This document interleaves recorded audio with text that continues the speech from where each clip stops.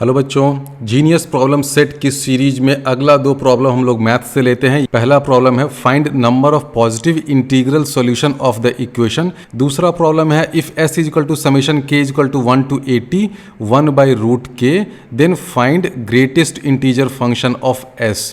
दोनों क्वेश्चन में ये जो डिब्बा फंक्शन है वो क्या है, जिफ है, ग्रेटेस्ट इंटीजर फंक्शन। तो आप इन दोनों प्रॉब्लम्स को जरूर अटेम्प्ट करिए। खुद से अटेम्प्ट करने के बाद इसका सॉल्यूशन वीडियो देखिए। तो अब हम लोग पहला क्वेश्चन सॉल्व करते हैं। Number of positive integral solutions पूछा है। तो दुनिया के जितने भी पॉजिटिव इंटीजर्स हैं, यानी कि x मान लीजिए कि कोई पॉजिटिव इंटीजर है, इसको हम लोग ऐसे लिख सकते हैं x is equal to 10 times i plus j where j varies from 0 less than 10। ये हो सकता है। अब ये समझिए कैसे हो सकता है और हमने क्यों लिखा है। दुनिया का कोई भी पॉजिटिव इंटीजर है, उसको जब आप 10 से डिवाइड करिएगा तो रिमाइंडर क्या मिलेगा, 0 मिलेगा, 1 मिलेगा, 2 मिलेगा, 3 मिलेगा, अप टिल 9 मिलेगा, यानी कि लेस देन 10। यही रिमाइंडर मिलेगा ना। किसी भी पॉजिटिव इंटीजर को आप 10 से डिवाइड करिएगा तो रिमाइंडर आपको 0 से लेकर के 9 तक मिलेगा, यानी कि लेस देन 10 तक मिलेगा। तो हम लोग लिख सकते हैं x is equal to 10i plus j। उसी तरह हम लोग ये भी लिख सकते हैं कि x is equal to 11k plus l। ध्यान दीजिए यहाँ पर k और l अलग इंटीजर है, यहाँ पर i और j अलग इंटीजर हैं।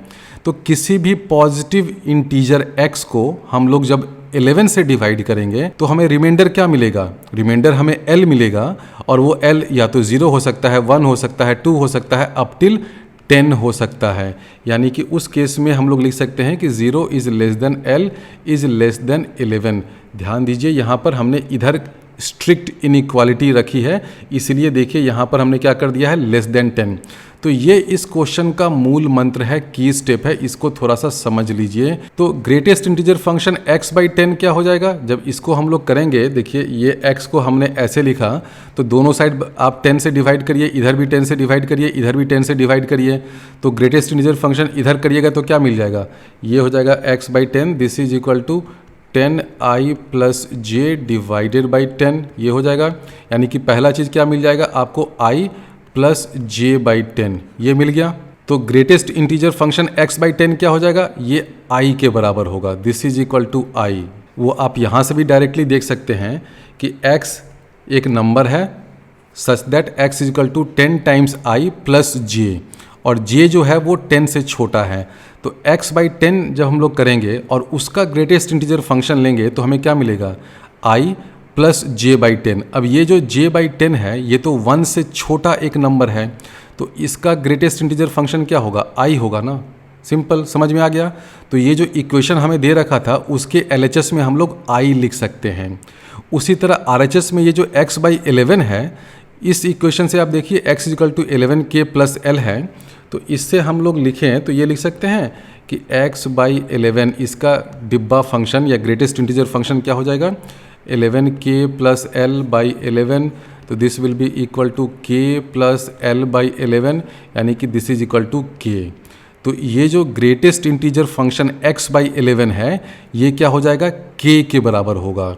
यानी कि ये जो इक्वेशन हमें दे रखा है क्वेश्चन में, उसको हम लोग ऐसे लिख सकते हैं कि i is equal to k plus 1। समझ में आया, ये कैसे लिख सकते हैं, ये है i, ये है k, ये हो गया 1।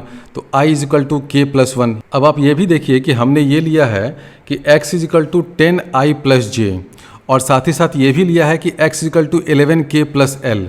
तो किसी एक पर्टिकुलर x के लिए ये दोनों सेटिस्फाई करेगा, 10i प्लस j भी और 11k प्लस l भी, दोनों सेटिस्फाई करेगा। यानी कि हम लोग ये भी लिख सकते हैं कि 10i plus j this is equal to 11k plus l, ये भी लिख सकते हैं। अब i क्या है, k प्लस 1, तो हम लोग लिख सकते हैं 10 into k plus 1 plus j this is equal to 11k plus l, ये भी लिख सकते हैं। तो इसको सिंप्लीफाई करिएगा तो आपको मिल जाएगा 10 plus j this is equal to k plus l। तो अब आप कहेंगे कि ये इतने सारे इक्वेशन मैं क्यों लिखता जा रहा हूँ। मैं इसलिए लिख रहा हूँ क्योंकि मुझे पता करना है कि कितने पॉसिबल x के लिए ये इक्वेशन ट्रू होगा, और हर x में ये i और j, k और l ये सब पैरामीटर हैं। तो मैं ये पता करना चाह रहा हूँ कि इन चारों पैरामीटर्स में आपस में क्या क्या रिलेशन है, क्योंकि जितने ज़्यादा रिलेशन होंगे ये सारे जो आई जे के एल है ना, उतना उनमें रिस्ट्रिक्शन होगा, उतने कम उनके पॉसिबल चॉइसेज हो सकते हैं। तो पहला तो रिस्ट्रिक्शन हमने ये फाइंड किया कि आई इज इक्वल टू के प्लस वन होना ही है। क्यों होना है? इस रिलेशन से ये जो डिब्बा है ये आई के बराबर है, ये के बराबर है प्लस वन, तो आई इज इक्वल टू के प्लस वन हो गया।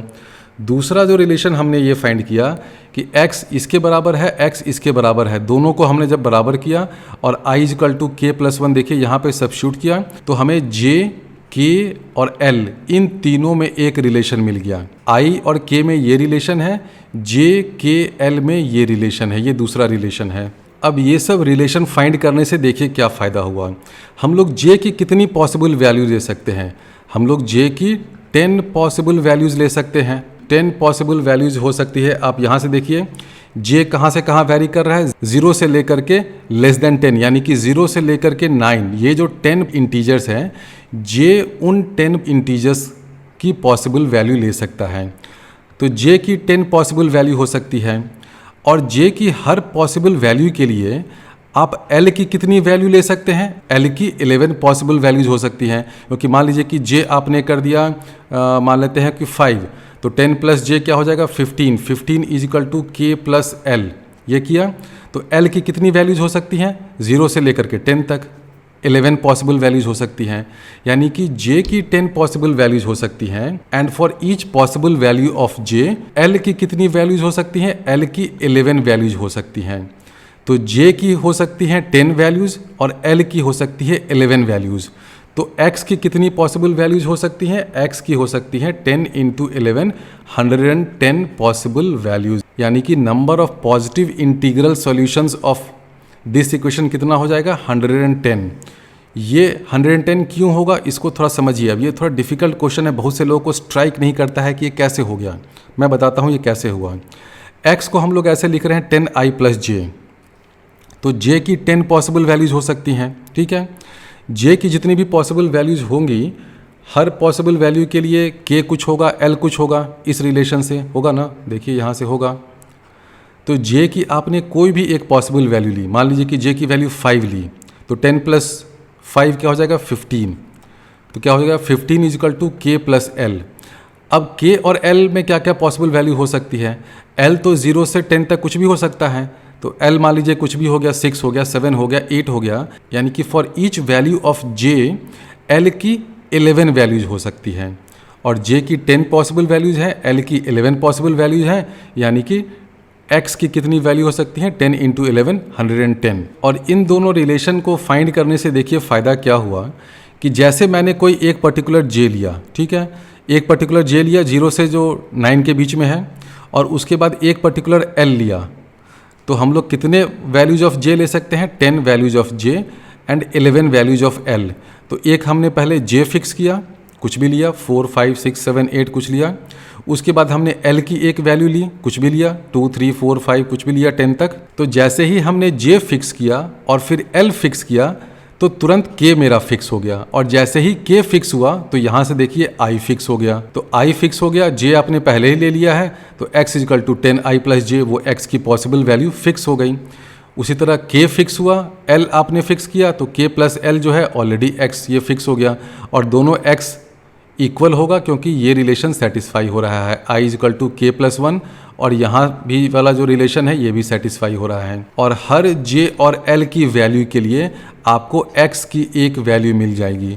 तो j की 10 वैल्यूज़ और l की 11 वैल्यूज़, यानी कि total 110 values of j and l मिला आपको, और उन 110 वैल्यूज़ के लिए आपको x की एक वैल्यू मिल जाएगी। अभी भी जिन बच्चों को ये समझ में नहीं आ रहा होगा वो रैंडमली 3-4 j की वैल्यू और l की वैल्यू पिक करके देखे सेट करके कि हो रहा है कि नहीं। आप j की रैंडमली कोई वैल्यू 4 ले लीजिए, तो 10 प्लस 4 14 हो गया, 14 is equal to k plus l। फिर आप l की कोई वैल्यू पिक कर लीजिए 0 से 10 के बीच में, मान लेते हैं कि l की वैल्यू 9 ले लिया, तो k की वैल्यू फिक्स हो गई साइमल्टेनियसली। फिर i की वैल्यू फिक्स हो गई, तो i की वैल्यू फिक्स हो गई, k की वैल्यू फिक्स हो गई, j आपने कुछ पिक कर लिया था, l आपने कुछ पिक कर लिया था, तो x की वैल्यू फिक्स हो गई। यानी कि हर possible combination of j and l, उन सभी कॉम्बिनेशन के लिए आपको एक x की वैल्यू मिल रही है। तो j की कितनी वैल्यू हो सकती है? 10 वैल्यूज़, L की कितनी वैल्यू हो सकती है 11 वैल्यूज़। तो total number of values of X क्या हो सकता है 10 इंटू 11 110। आप ऐसे समझिए कि ये एक ऑर्डर्ड सेट है J और L का, जिसका फर्स्ट एलिमेंट है J और सेकेंड एलिमेंट है L, and for each such ordered pair J और L का जो भी एक ऑर्डर्ड पेयर है वो आपको X की एक यूनिक पॉजिटिव इंटीग्रल वैल्यू देगा जो इस इक्वेशन को सेटिस्फाई कर रहा है। तो J की 10 वैल्यूज़ हो सकती हैं, L की 11 वैल्यूज़ हो सकती हैं। तो यहाँ से आप देख सकते हैं कि नंबर ऑफ ऑर्डर्ड पेयर कितने मिले आपको। इसकी है J की 10 वैल्यू, L की है 11 वैल्यू, तो नंबर ऑफ ऑर्डर्ड पेयर मिला आपको 10 इंटू 11 110। और हर ऑर्डर्ड पेयर आपको एक x की वैल्यू दे रहा है, तो आपको टोटल 110x मिले जो इस इक्वेशन को सेटिस्फाई करता है। सेकेंड प्रॉब्लम सॉल्व करते हैं। बहुत ही खूबसूरत ये प्रॉब्लम है और इस क्वेश्चन में देखिए कि आपको इस s की एग्जैक्ट वैल्यू फाइंड करने को नहीं पूछा है, बस पूछा है कि greatest integer function of s क्या है। इसका मतलब आपको पता करना है कि ये जो s है किन दो इंटीजर्स के बीच में लाई करता है।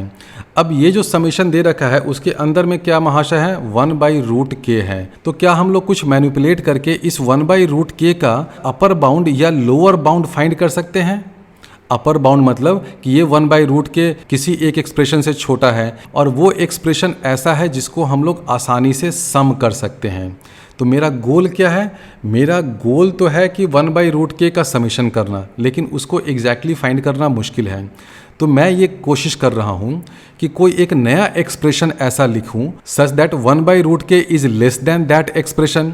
उसी तरह एक कोई दूसरा एक्सप्रेशन लाऊं such that 1/√k is greater than that expression, और उस एक्सप्रेशन को हम लोग मैनिपुलेट करके सम कर दें।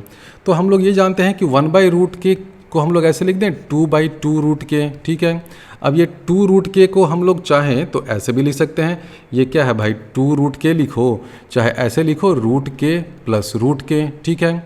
अब ये देखिए क्या होगा, हम लोग करते हैं कि एक नया एक्सप्रेशन लिखते हैं 2, न्यूमरेटर में सेम रहेगा, और यहाँ कर देते हैं √k प्लस √k प्लस 1। तो ये ग्रेटर देन होगा। ये कैसे हुआ समझ लीजिए। हम लोग काम कर रहे हैं इस 1/√k से। इस 1/√k को हमने लिखा 2/2√k, ठीक है। 2√k को कर दिया √k plus √k। Now this will be greater than 2/√k plus √k plus 1। ये क्यों होगा, क्योंकि देखिए ये जो नया एक्सप्रेशन है, नया फ्रैक्शन है, उसका डिनोमिनेटर बड़ा है। डिनोमिनेटर बड़ा है यानी कि ये जो पूरा का पूरा एक्सप्रेशन है, फ्रैक्शन है, वो इससे तो छोटा ही होगा ना, बिल्कुल छोटा होगा। इस साइड में यहाँ देखिए डिनोमिनेटर में है √k प्लस √k, यहाँ पर है डिनोमिनेटर में √k प्लस √k प्लस 1। तो डिनोमिनेटर में तो ये बड़ा है, ये चीज़ बड़ा है, डिनोमिनेटर बड़ा है, तो ये वाला जो पूरा फ्रैक्शन है, ये वाला फ्रैक्शन वो इससे छोटा होगा। यानी कि हमने क्या लिखा कि 1/√k is greater then this thing, इस चीज़ से बड़ा है। अब ये जो चीज़ है ना, इसको मैनिपुलेट करना आसान है। हम लोग इसको अब मैनिपुलेट करेंगे इस चीज़ को, तो इसको ऐसे लिख दें this is equal to 2 times denominator और न्यूमरेटर दोनों को आप रैशनलाइज करने के लिए √k प्लस 1 माइनस √k से मल्टीप्लाई करिए। तो क्या हो जाएगा, न्यूमरेटर में आपको मिल जाएगा √k प्लस 1 माइनस √k, और डिनोमिनेटर में क्या मिलेगा, देखिए ये चीज़ है नीचे में √k प्लस 1 प्लस √k, इसको मल्टीप्लाई कर रहे हैं √k प्लस 1 माइनस √k से। तो a plus B into A minus B, A square minus B square, यानी कि k प्लस 1 माइनस k यानी कि 1, यानी कि डिनोमिनेटर में आ गया 1। तो देखिए हमने क्या प्रूव कर दिया कि 1/√k is greater then this thing. देखिए हमने कितनी खूबसूरती से प्रूव कर दिया कि 1/√k is greater then this expression. ये 1 तो नीचे में फालतू में है, इसको हटा देते हैं। और ऐसे लिखने से फ़ायदा क्या होगा, फ़ायदा ये होगा कि आप इधर समेशन करिए, इधर भी समेशन करिए।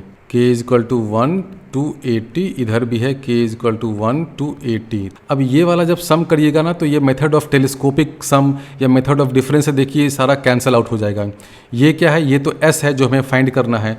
तो हम लोग ये लिख सकते हैं कि s is greater than 2 times, इसका जब सम लीजिएगा तो देखिए क्या होगा। ये तो बहुत सिंपल है ना, पहला टर्म आएगा √81, फिर माइनस आएगा √80, फिर यहाँ आएगा √80 माइनस √79, फिर यहाँ आएगा √79 माइनस √78। ये और ये क्या हो जाएगा, अगल बगल वाले सारे टर्म्स कैंसिल हो जाएंगे, ये कैंसिल हो जाएगा। यहाँ पे क्या बचेगा, यहाँ पे बचेगा √1 और यहाँ बचा √81 यानी कि 9।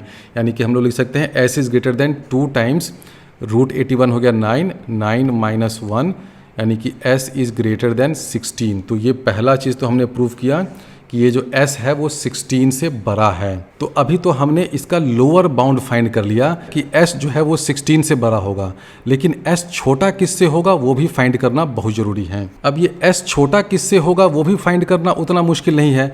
आप देख रहे हैं कि 1/√k को हम लोग ऐसे लिखते हैं और यहाँ लिख दिया कि this is greater then 2/√k plus √k plus 1। ये क्यों लिख सकते हैं? क्योंकि हमने डिनोमिनेटर में एक बड़ा नंबर लिख दिया, इसलिए ये जो फ्रैक्शन है वो बड़ा हो गया। अगर हम लोग डिनोमिनेटर में √k की जगह √k माइनस 1 लिख दे तब तो ये वाला फ्रैक्शन छोटा हो जाएगा। बिल्कुल सही। तो हम लोग ऐसे लिख सकते हैं कि this is less then 2/√k plus √k minus 1। Same logic है। अब देखिए यहाँ पर क्या किया, डिनोमिनेटर में ये वाला चीज़ जो है ये इससे छोटा है ना। यहाँ पे √k है, √k है, यहाँ √k है, यहाँ √k माइनस 1 है। तो इस फ्रैक्शन का डिनोमिनेटर छोटा है, यानी कि ये पूरा का पूरा फ्रैक्शन इससे बड़ा होगा। सिंपल। अब इसमें सब कुछ वही करिए आप, डिनोमिनेटर और न्यूमरेटर को रैशनलाइज करने के लिए √k माइनस 1 से ऊपर नीचे मल्टीप्लाई करिए न्यूमरेटर और डिनोमिनेटर को, तो आपको ये मिल जाएगा कि 1/√k this is less than आ जाएगा 2 टाइम्स √k माइनस 1। और डिनोमिनेटर में यहाँ पे क्या बचेगा, √k माइनस 1 माइनस √k से मल्टीप्लाई करिएगा तो a plus B into A minus B, A square minus B square होगा, डिनोमिनेटर में 1 आ जाएगा। तो यहाँ तक क्लियर है। बिल्कुल वैसा ही स्टेप है जैसा कि हमने पिछले पार्ट में किया था। अब यहाँ भी क्या करना होगा, समेशन k इक्वल टू 1 से 80 करना है। तो यहाँ भी क्या करेंगे, समेशन k इक्वल टू 1 से 80 करेंगे। अब यहाँ पर थोड़ा सा एक ट्रिक ये करना पड़ेगा कि अगर आप डायरेक्टली 1 to 80 तक इसमें लगा देंगे तो आपको कुछ मिलेगा √80 माइनस ये 0 आ जाएगा, तो 2√80 करिएगा तो 2√80 जो है वो 18 से जस्ट छोटा होगा। तो 18 से जस्ट छोटा होगा और हमने पता किया था कि s जो है वो 16 से बड़ा है, तो हमें फिर greatest integer function of s ये पता नहीं चल पाएगा। यानी कि ये जो हम लोग मेथड लगा रहे हैं, मेथड तो सही है लेकिन मुझे ये वो उतना एक्यूरेट बाउंड नहीं दे रहा है जिस कारण से मैं greatest integer function of s पता कर सकूं। ध्यान से समझिए मैं क्या बोल रहा हूँ। ये मेथड बिल्कुल सही है, इसी मेथड का मैं यूज़ करूँगा, लेकिन इस मेथड में थोड़ा सा मैनिपुलेशन करना पड़ेगा। मैनिपुलेशन ये करना पड़ेगा कि हमें पता करना है s क्या है, समेशन 1 से लेकर के 80 तक। तो हम लोग ये करते हैं कि इसमें हम लोग पहला टर्म जो है, first term k equal to 1 के लिए उसकी वैल्यू फाइंड कर लेते हैं। वो कितना होता है, वो होता है k इक्वल टू 1 रखिएगा तो 1/√1 1 हो गया, यानी कि ये हो जाएगा 1 प्लस समेशन अब करेंगे k इक्वल टू 2 से 80। सेम चीज़ है, देखिए बिल्कुल सेम चीज़ है ना। हमें पता करना है s क्या है, समेशन 1 to 80। हमने जो इसका फर्स्ट टर्म है उसकी एग्जैक्ट वैल्यू ले ली। एग्जैक्ट वैल्यू क्या है, 1। तो ये हो गया 1 प्लस अब करना होगा समेशन 2 से 80, क्योंकि हमने जो फर्स्ट टर्म है k इक्वल टू 1 के लिए जो टर्म है उसकी तो वैल्यू यहाँ पर लिख ली। तो 1 प्लस समेशन 2 to 80 करना पड़ेगा, ये मैनिपुलेशन करना पड़ेगा। और ये मैनिपुलेशन करने से क्यों हो जाएगा सॉल्व, क्योंकि देखिए ये 1/√k कैसा सीक्वेंस है, इसके टर्म्स डिक्रीज कर रहे हैं। इसका सबसे बड़ा टर्म क्या है, 1 है। तो इस सबसे बड़े टर्म की ही हमने एग्जैक्ट वैल्यू ले ली, यानी कि हम लोग इस समेशन s का काफ़ी एक्यूरेट वैल्यू फाइंड करने की तरफ जा रहे हैं। तो हमने क्या किया कि s इक्वल टू 1 to 80 था समेशन, पहला टर्म 1 उसको लिख लिया, प्लस कर दिया समेशन 2 to 80। अब ये समेशन 2 to 80 फाइंड करना तो आसान है। कैसे फाइंड करिएगा, 2 to 80 1/√k आपको फाइंड करना है। तो this will be less than, ये 1 तो एज इट इज़ रहेगा ही। ये वाला जो एक्सप्रेशन हमने अभी निकाला था ना कि 1/√k is less than 2 times this thing, तो ये हो जाएगा 1 प्लस समेशन, ये तो रहेगा ही 2 to 80, this 1/√k will be less than 2 times √k minus √k minus 1। सब कुछ वही रहा। देखिए बस हमने क्या किया, यहाँ पे जो समेशन 1 to 80 था, जो मुझे बहुत ही रफ अप्रॉक्सीमेशन दे रहा था, जिससे मेरा काम नहीं चल रहा था, तो हमने इंडेक्स ऑफ समेशन को 1 से 80 नहीं करके 2 से 80 कर दिया। 2 से 80 यहाँ भी किया, ये समझ में आया। अब इसमें भी मेथड ऑफ टेलीस्कोपिक सम लगाइए, तो ये क्या हो जाएगा, √80 एक टर्म आएगा, माइनस यहाँ पे लास्ट में 2 - 1 √1, यानी कि 1 एक आएगा। इसको जब करिएगा ना तो अगल बगल वाले टर्म कैंसिल होते जाएंगे इस टेलीस्कोपिक सम में। तो फाइनली आपको मिल जाएगा कि s इज लेस देन, ये 1 तो रहेगा ही, प्लस 2, यहाँ आ जाएगा √80 - 1, तो इसकी वैल्यू हो जाएगी 2√80 - 1। तो हमने क्या प्रूफ कर दिया कि s इज़ लेस देन 2√80 - 1। 2√80 क्या होगा, ये कुछ भी होगा, √80 9 से छोटा होगा, 9 2 = 18 हो गया, 18 - 1 17 हो गया, यानी कि this will be less than 17। ये तो रफली आप लोग देख सकते हैं ना, √81 9 होता है, यानी कि √80 9 से छोटा होगा, 2√80 18 से छोटा होगा, 2√80 - 1 17 से छोटा होगा, यानी कि s जो है वो 17 से छोटा होगा। s 17 से छोटा होगा। पिछले पार्ट में हमने फाइंड कर लिया था कि s 16 से बड़ा होगा, यानी कि जो s है वो 16 और 17 के बीच में लाई करेगा, यानी कि greatest integer function of s ये क्या हो जाएगा, ये 16 हो जाएगा। तो ये बहुत ही अच्छा क्वेश्चन था। इस टाइप के क्वेश्चंस जेईई मेंस एडवांस में पूछे भी जाते हैं। इस तरह से है ना कि आपको एक सीक्वेंस या सीरीज दे रखा है, उसकी वैल्यू को अप्रॉक्सीमेट करना कि ये किस दो वैल्यूज़ के बीच में लाई करेगा।